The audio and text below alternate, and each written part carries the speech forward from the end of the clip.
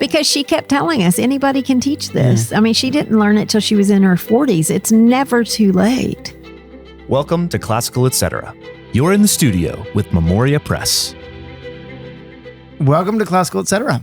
I am Paul Schaefer with Tanya and Martin here at the table. And no Jess. Jess is off getting married. So I suppose we'll excuse some her. kind of excuse that is. Well, the wedding's not till Sunday, right? Why is she not here? No, it's Saturday. Oh. Wedding's Saturday. You're right. It is Thursday. So Jess, when you come back, we may have to address that issue. Surely she'll find time in her honeymoon to watch the show. Yes, right? Of course. I mean, And who needs 2 days to prepare for a wedding? Yeah. This is a male statement. I think. Yes, it is. Yes, it is. All right, we well, wish her the very best. We and we do. hope it's a beautiful wedding and it doesn't rain because it is an outdoor wedding. Oh, we had one, my daughter's wedding, and we had it in our backyard. It was during COVID. So it was a smaller thing in our backyard, and we put a big tent up, and we had all this stuff out there and all the glassware and the stuff for the cake and everything. And right as we were starting into things, a thunderstorm. Oh, no. A violent thunderstorm. And everyone just had to grab stuff, throw it in the back of my son's big pickup truck and some other things, and rush it down to the house. We all had to squeeze into our little house. Oh, my God. Talk about social distancing. And no social distancing whatsoever. Super spreader. I guess so. Yeah. Who knows what happened? Well, today we're going to talk about Latin and kind of how to get started with that. But let's start with what we're reading. Martin? Well, I am further in to North and South by Elizabeth Gaskell. I've been reading that, but I'm starting to proceed apace through it now. And I said this on social media the other day. I said, you look at Dickens, Jane Austen, Charlotte Bronte, Anthony Trollope.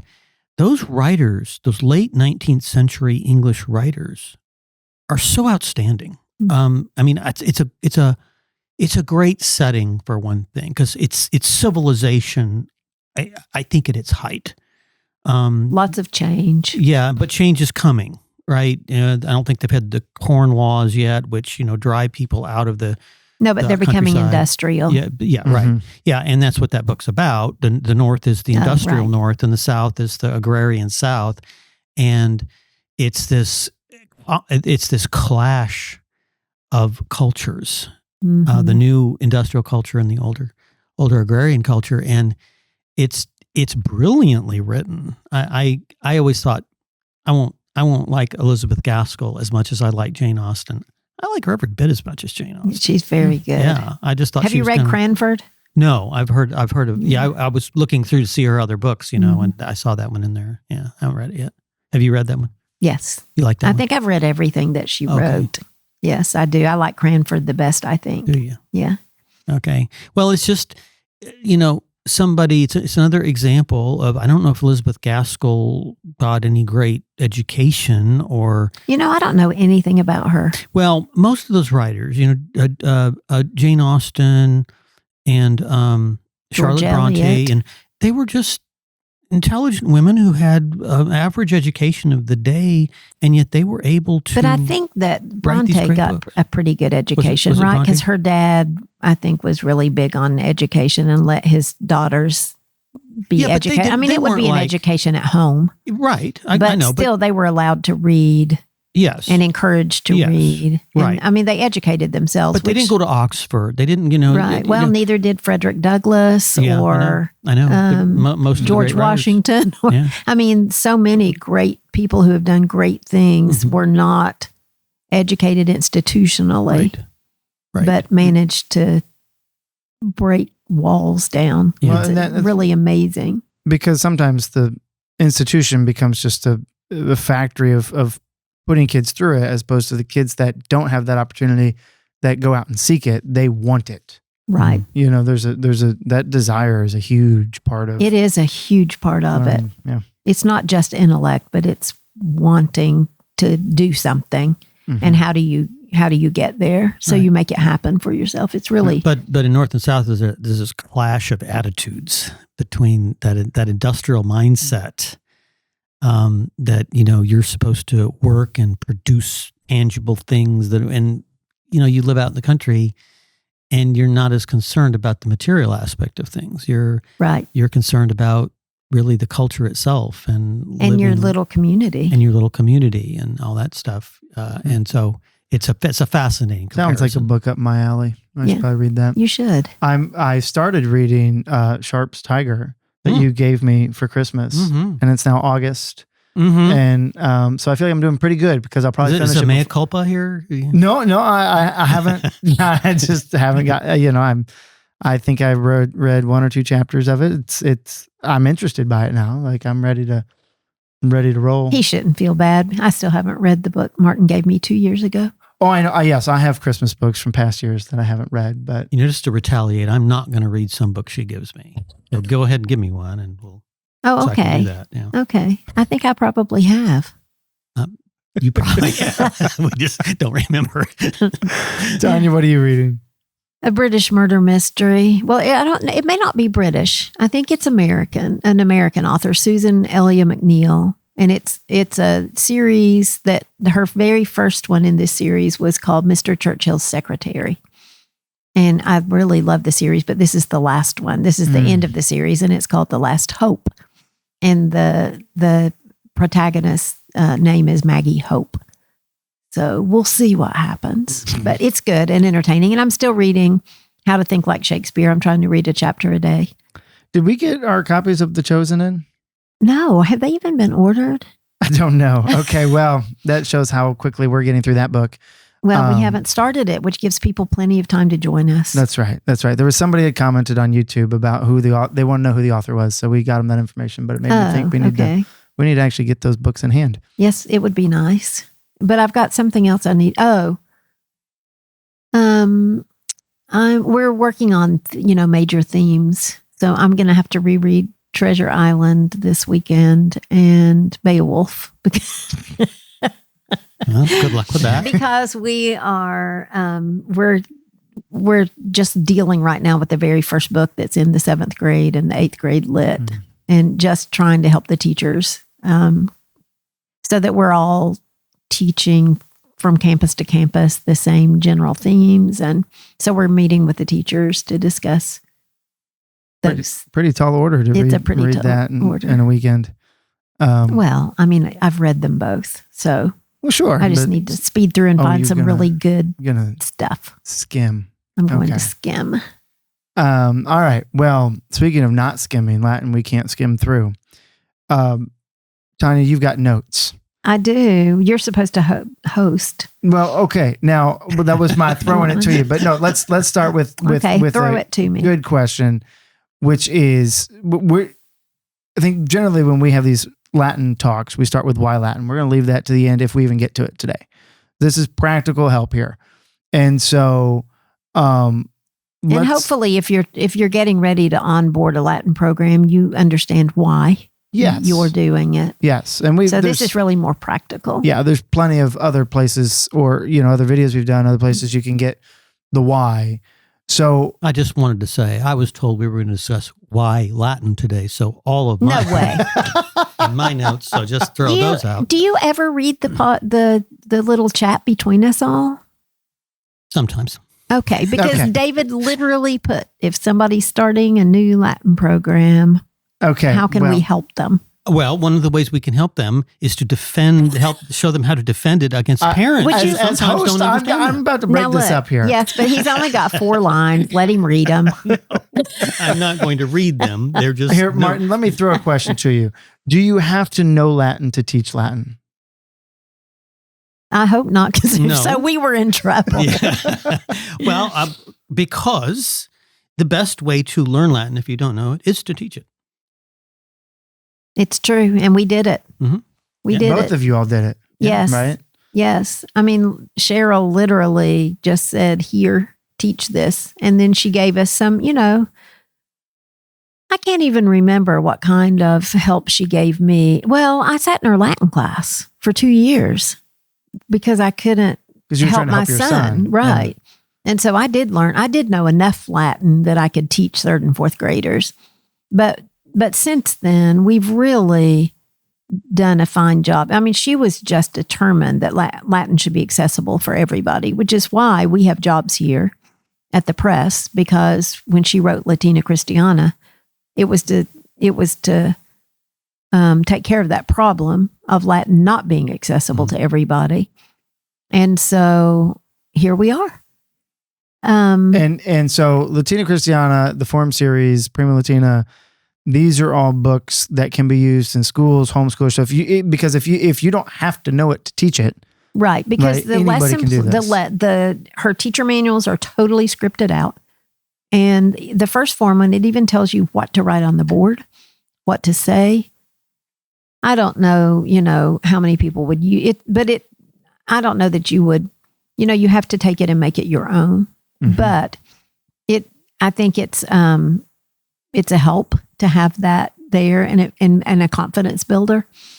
But there's also, when we go into schools and help them start a Latin program, the one thing they say is, I don't have the funds to hire a Latin teacher. Mm-hmm. Yes. Well, you don't need a Latin teacher. Your teachers can teach Latin. And when you tell them that, they're shocked to think that their second grade teacher could teach Latin. But they can. We've done it here. We don't hire Latin teachers for these early years and these beginning courses. Our teachers all teach Latin. Mm-hmm. And I mean, one of the best things I saw happen at a school once was their Latin teacher quit. And it happened in the summer. It was late. It was bad timing. But then in a conversation with the head of school, she was asking me, what do I do? And I said, well, let me come train your teachers, and all your teachers can teach Latin. And, That's right. and it was a wonderful training. All the teachers they got excited about it. Yeah. And it was a great day where they could learn the rudiments. Well, the principle is, not knowing a subject is a poor excuse for not wanting to teach it. Well, And I think people don't understand that. Well, and You know, Martin, you've always had this attitude that you want to teach stuff that you haven't read because you want an excuse to read it. yeah. So if everybody had that attitude, that would be that'd be a Right. good thing. Right. yeah. Yeah, and I think walking into the thus and such Latin school and being interviewed as a teacher, and the person says, "Well, no, I just want you to know, I can't teach Latin because I don't, I don't know Latin." They'll say the person, "I don't know Latin," and if the principal knows what they're doing, they'll say, "Fabulous! I'll put you on the introductory Latin class." That's right. That's the attitude you really have to have in this, because it is. we're still in the process of restoring a lost way of teaching and learning, and it's going to require some recovery. And the most excited people about a subject are often the ones who are learning it for the first time. And so just to pass that excitement on to your students. Yes, because And I've had so many people say, I just started teaching it and I fell in love with it. And you're much more likely to have that happen teaching it than learning it. Yes. Well, learning it As a only. student, As a student. But we also have those instructional videos, which teachers can watch the night before they teach. But also, at home, you can put them on and your student can watch them while you work with other students. But the best thing would be for you to sit down and watch them with your student, if you can make that happen, and actually do the work, learn beginning Latin, because if not, you're going to end up like I did, where my son got, by fifth grade, he was so far beyond me that I needed to start at the beginning, and in order to catch up to him, or I couldn't help him. So I would encourage people, and we've got so many homeschoolers that have really taken themselves through Latin with their children and are now Latin teachers. Well, I remember when I was first teaching it, and a student would say, "Mr. Cawthon, what does the Latin word thus and such mean?" And I would think to myself, I have no idea. Anyone know? Anyone know? And undoubtedly some student would know. Well, either that, or you just, you look it up. You just say, I don't know. Let's look it up. Right. Yeah. And I mean, it's a great opportunity to model humility. I was in a class once and teacher was going through derivatives, right? And so asking the students, this word, what other English words you think come from that? And a student came up with a word and I can't remember what it was. And teacher had a doubt, and she looked at me and she goes, "Do you know Mr. Schaefer?" I said, "Yeah, that actually comes from a Greek word, but it's a great try." Like, but that humility of going, "I don't know. Right. Let's go figure it out." It shows the kids that, you don't you have to work at learning this stuff. You can't, kids sometimes think adults like sprung out of Zeus's head with all their information, like Athena, like fully formed. Mm-hmm. And showing them that you also have to learn too is a good thing. Mm-hmm. So what resources do we have? You mentioned the videos, teacher manual. Well, in the online academy, if you really want to outsource it. Yeah, well, or if you want to run it yourself, we got the adult classes too. That's right. But they're only in the summer, right? The adult courses. I think like first and second and like the first half of third form are, but once if you're doing, I think like third form's in 2 parts. And the second part is like in the fall. Oh, okay. Because it's too much to get through in the summer. Yeah. And so, but if you've gotten to third form, you're dedicated enough to you're going to do through it. The fall. That's right. Same thing I think with fourth form, but. Yeah. And I think we have, but I'm struggling to remember on our app or on YouTube, there may be a short teaching videos that take you through a lesson and teach you how to teach a lesson. But you really are going to get that from the videos also, from the instructional videos. Well, and but probably the video that's showing you or like taking you through the lesson is also going to be saying things like make sure they're doing the flashcards and different things that you're not necessarily going to get out of the instructional videos. Yes, and you do have to understand too, depending on the age of the student and depending on the course, that like for Prima Latina, it's really teaching, it's second, third grade level. It's really teaching English parts of speech and very little Latin. It's, I mean, the Latin in there is literally a noun is a person, place, or thing. Look, here are some nouns in Latin. They end with an A. I mean, that's as much. So they're getting a very gentle introduction to Latin, but the focus there ought to be vocabulary, is memorizing that vocabulary, really mastering it. So the flashcards are important. Review is important. Games are important in Prima Latina because all that vocabulary carries over to Latina Christiana, which is also an introductory course for third, fourth grade students, fifth even. If you're really intimidated about teaching Latin, you may not want to start with first form. Latina is a fine introduction, but then you've got even more vocabulary to master. I really can't stress enough, and we struggle with this at school, with students not mastering the vocabulary, because when they get in 8th grade and start actually translating, if they have to look every word up, it is a total waste of time. When they can have it all right here in their heads, if they would actually just do the work. We're talking 5 to 10 words a week. But, at the end of 5 weeks, you've got 50 words. So, well, and also you're doing things in class too. And I think, I don't remember, I think our Latin classes were fairly long when we first started. Well, because we only had them one day a week, so they were longer. I'm thinking a little later even. But even later, 2 days a week, I think we kept increasing it too until, now it's 70 minutes a day. Mm-hmm. I mean, I remember when I took classes with Cheryl Lowe, it was an entire morning from like 8 to 12. I think that's right. Yeah. And it was, and what we did Latin and we did some classical studies. We did some Roman or Greek history or something. Yeah. But I remember turning to her and going, years later, right, when I'm working my desk next to hers, I go, Cheryl, what did we do for 4 hours? Like, how did you keep us all engaged? She's like, I don't have any idea. Well, but some of what you do in class is vocabulary, the call and response types of things. And of course, also, having a good text, which we have, it makes it so much easier. We've told the story before. We arrived at school early and were handed the new chapters of first form that were being written at the time as we're walking into class. But we were able to teach it. And one of the reasons, and it wasn't that we were superstar teachers, I think it was that the program was so clear. It was. That you could do that. Points. And every lesson was the same. And every lesson was once similar you structure. actually get over the intimidation and teach a lesson, every other lesson after that is going to be taught the exact same way. Well, and I was going to make that point about Prima Latina. That Prima Latina, you were saying it's parts of speech, basically. The Latin's very light. But what it is, it's getting both the teacher and the student over the hump of this foreign thing that seems intimidating, right? It's very gentle because you want the student to be able to go, this is accomplishable. This is something that and a second grader's not afraid of it. Right. A second grade teacher might be afraid of it, but the second grader's not afraid of it. You have nothing to fear, but fear itself is a principle of Latin instruction. No, it really is. I mean, we were too dumb to fear. We didn't know. We just did whatever she told us to do. We just did what she told. We didn't know we couldn't do it. Right.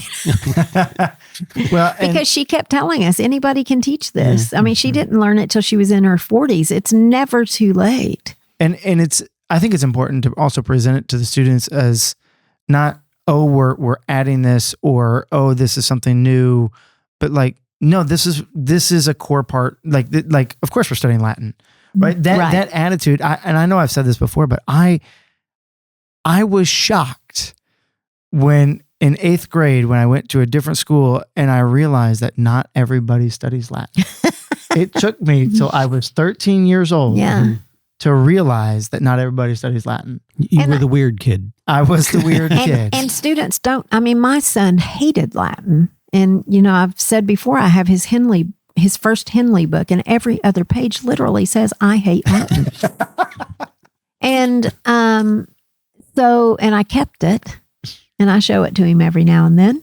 But he took 10 years of Latin, and it never really, because I was under the influence of Cheryl, so it never really crossed my mind that Latin could be an elective. It was always the core for her, the core of the education. And so it never crossed my mind. I'm every now and then I'm shocked when somebody says, well, we dropped Latin because my son or my daughter didn't like it, or they hated it. So, and I just want to say, did you drop math if they didn't like math? I mean, because it was to her that central that it was not an elective. It was part of your education, and without it, you weren't being educated. Yeah, and I think it was one of my own children. I said, they said that, I don't like Latin. I said, well, right now Latin doesn't have a high opinion of you. Go do your homework. I mean, you've got to be bought in. You've got to believe that this is crucial for your children. And I just was seeing, even though my son hated it, I saw what it was doing for him. I saw in all of his other work that he was recognizing Latin words. He was able to come up with vocabulary definitions because he knew the roots of words. And it made him a better writer. It made him more organized. And my other son, that was a terrible Latin student, was able to do 3 years of Japanese in college and have the highest grade in his class. And I know Japanese doesn't have anything to do with Latin, but he understood language. He understood language and was really able to succeed. So all those years when he made C's and D's in Latin, which sometimes were gifts, I think, it was still doing him good. You don't have to be a stellar Latin student to be getting benefit from Latin. Who was it that said? Was it Cheryl who said? Somebody said this. It's better to fail at Latin than to succeed at just about any other subject. No, I don't know who, but it sounds like her, doesn't it? I don't remember that. Then attribute it to me then. Okay. Well, speaking of maybe not doing things well, let's talk about pronunciation. That's the first thing that stumps people because we have that first lesson on pronunciation. I honestly wish that lesson wasn't even in there, because it really, people call and they're like, I don't even understand these rules. And I'm afraid we're doing it wrong. What do you think? I've told many, many people that your child will never go to McDonald's and order their hamburger in Latin and be laughed at for the way they pronounce things. So, the pronunciation, we have that lesson in there only as a mechanism to help you, because the first thing, when you look at a Latin word, you're going to I don't know how to pronounce that, right? So it's a mechanism for you to have something to pronounce it, right? And we can fight over different pronunciation systems until, the end of the world. But fundamentally what it comes down to is you just need to be consistent. Right. So that when a child that in your program, whether it's school or homeschool or whatever, that the student, when you pronounce that word, they know that you're following specific pronunciation rules, and they will know exactly from the way you say it how it should be written. And vice versa, they see it written, they should be able to pronounce it. But you do not, I remember going to a school once where like they pronounce everything the way I learned and according to the how it was, except for, I think it was like hard and soft C's or something, where they were using a CH sound in front of, with a vowel that normally would ask for a hard C sound. And I was like, okay, sure. I'll try to remember that when I use Latin with you all, but I don't know why you're doing this, but it's fine, because pronunciation, again, they're not going to get ridiculed for pronouncing it differently. Well, and for me, it was, I don't ever remember even consulting the rules. I'm sure I knew them somehow, so I must have. But for me, the easiest thing was the Christian Latin, the sort of Italian sounding pronunciation, which usually goes by the Christian pronunciation, as opposed to the classical, just simply because, number one, it just sounds more natural. I had heard Italian, so I just pronounced it like it was Italian, soft C's, soft G's. Which are, when we say soft, it's different in English than what we mean by a soft C in Latin. Well, it's just, so C is cha, right? G is ja. Yeah. And so if that's all I needed to know, and I got the Christian pronunciation down. Right. And it's simpler. But somebody next door to you may be pronouncing some words differently. Like when we say bobis bit or bobis beat, people get really tripped up on that because we say the I sounds like E, but then we pronounce it sometimes bobis bit because we're going fast. We're bimus bitus bunt. Yeah. Well, bunt. Boont. I mean, I was about to just say bunt when you said boont. I mean, so people are real sticklers for it. And so if they hear then another class not being a stickler, but in the end, it really doesn't matter. When Nick was in high school, my son that hated Latin, they hired the Latin teacher for advanced Latin who was from Boston, had a strong Boston accent. And a classical pronunciation. And he came out of there the first week and he said, we can't understand a word she says. But in Latin or English? In Latin. But it didn't matter because she was teaching them translation. And so it was a written course. But for a school, when you're reciting together all the time, you need to come up with something that works for everybody. That would be the consistency. Yeah. Or if you're in a co-op and every family is doing something different, really the teacher should just decide this is how we're going to pronounce this. And then the students will go home having done their recitation and have a good idea. But to get hung up on it is just not, it just use the videos, does our app work? So if you've bought a Latin program in our app or in your streaming downloads, there is an audio CD that will give you a pronunciation. You don't have to use it, but it'll give you an idea of how one of our teachers, whoever did the audio, pronounces it. So. Well, and at one point, and I don't know what the status of this is anymore, but I just remember Lee's teaching videos of Prima, and Lee must have had a thicker accent back then. Southern I mean, accent. she doesn't, maybe I just don't recognize. See, I think you're just used to it. Maybe I'm just used to it. Yeah. But just, I remember, cause I use Latin in Canada, I use it in Italy. And I remember coming back to Kentucky and started working here, and I'm used to, Italian pronunciation of Latin. And then I hear Lee's pronunciation, and it really caught me off guard. But it worked. It's good because it's consistent. I did think of something else when we talked about schools not needing a Latin teacher, or even homeschools don't need a Latin teacher. You can teach your children Latin early on in those first years.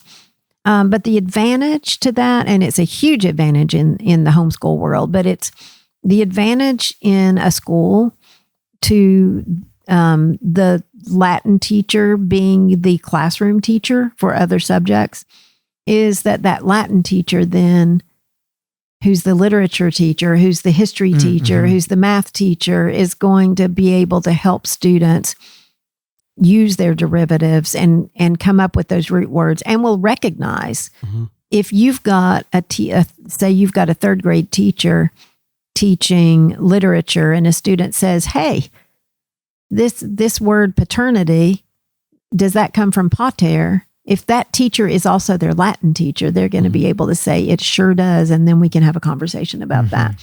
And that really helps them to see how much Latin is intertwined with their own language. Yeah. And particularly a harder multisyllabic word that they may not know in their literature reading or whatever. And you can say, okay, so you don't know that, but you kind of do. Look at that part of the word right there. What is that? Where does that come from? That's why they're so good in the SAT, because that's what it is. That's right. Giant vocabulary words, 4 choices. And if you know Latin, you can easily pick out. Yes. Yeah. And the fact that anybody, like the homeroom teacher or the homeschooling parent, can teach early on if they get out of their depth 3-4 years later, where they're like, this is really hard. At that point, you've already established the habits and patterns of those students in the way that they're looking at words and the way they function with language, that if you do need to go, where if your child needs to go to a co-op or a local school or Memoria Academy, whatever, for that additional, for that higher level teaching, at that point, all of the benefit of having the homeroom teacher or the parent teaching Latin has been won. Yes. And also the only other point that I've got here that I'm thinking of now to make is that, like, where do you start? We've said it's never too late, but how do you start a beginning student? It's easy if they're 2nd or 3rd grade. Start with Prima Latina. 3rd or 4th could be, or 5th could be Latina.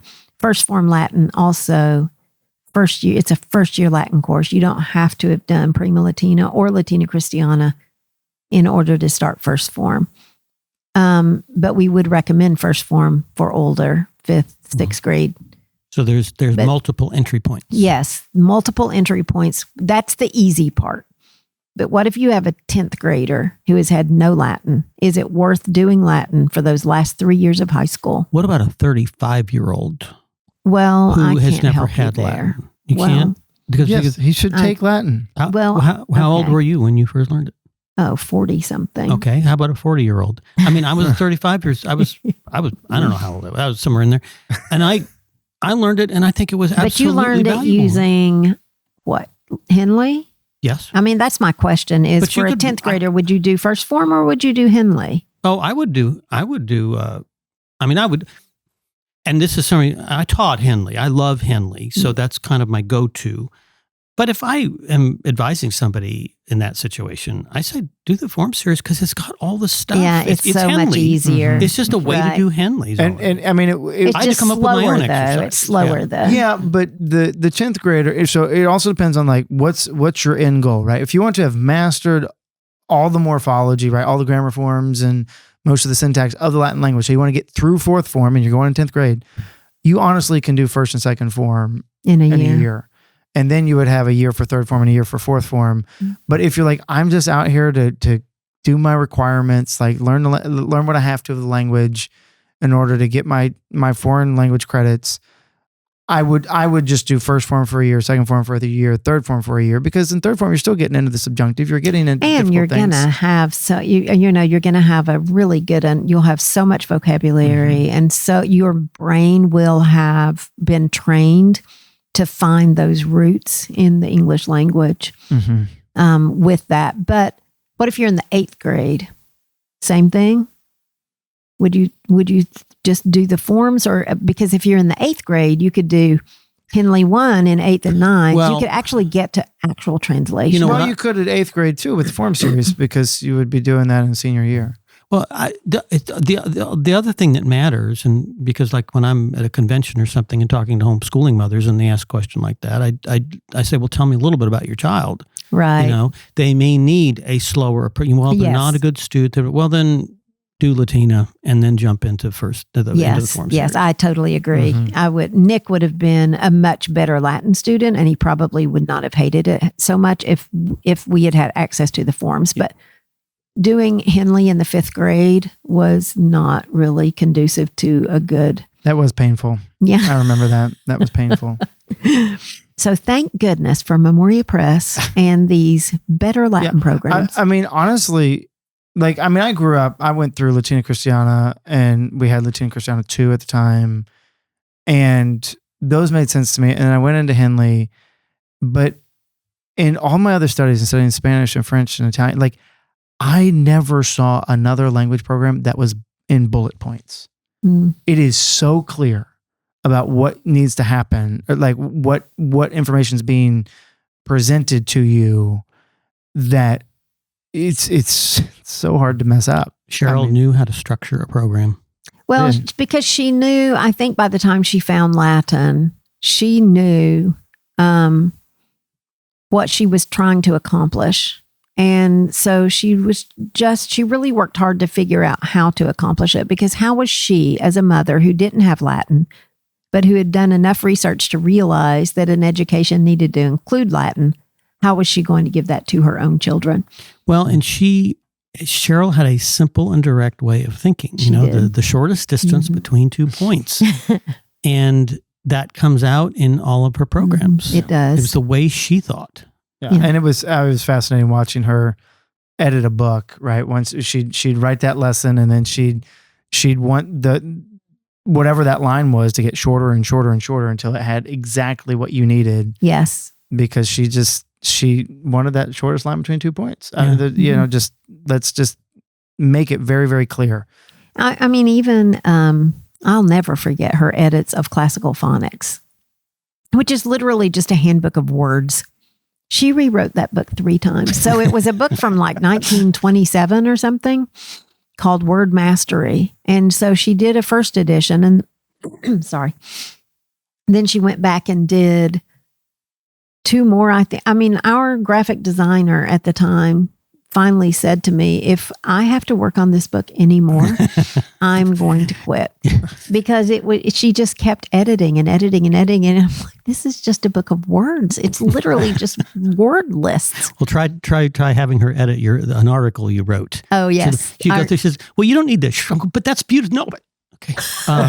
And here, this is unnecessary. But no.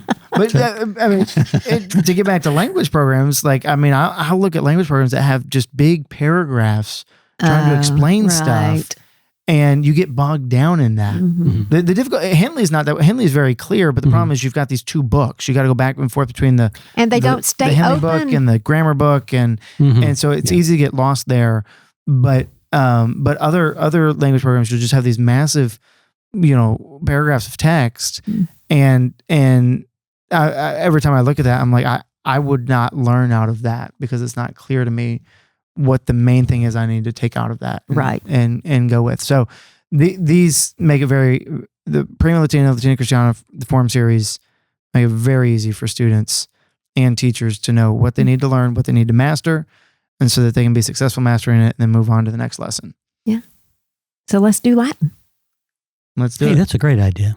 And if you have any questions about our programs or how to implement them, anything like that, you can always call us, email us, find us anywhere in the multitude of places we are online, or find us at a homeschool convention, which that season doesn't kick up again for another 6 months. So it'll be here before we know it. It will. We're always at the Great Homeschool Conferences in Greenville, South Carolina, St. Louis, Round Rock, Texas, St. Louis, Missouri, Ontario, California, and Cincinnati, Ohio. This year it's in Columbus. Oh, right. This next Yes. year is in Columbus. Yes. But we'll be around, and feel free to reach out. Thanks for joining us. Thanks for joining us today on Classical Etc. by Memoria Press. If you like what you heard, please like, subscribe, or share this episode or comment. We love to hear your questions and your comments. If you want to learn more about Memoria Press, please go to memoriapress.com. This has been Classical Etc. We're so glad you joined us, and we'll see you next time.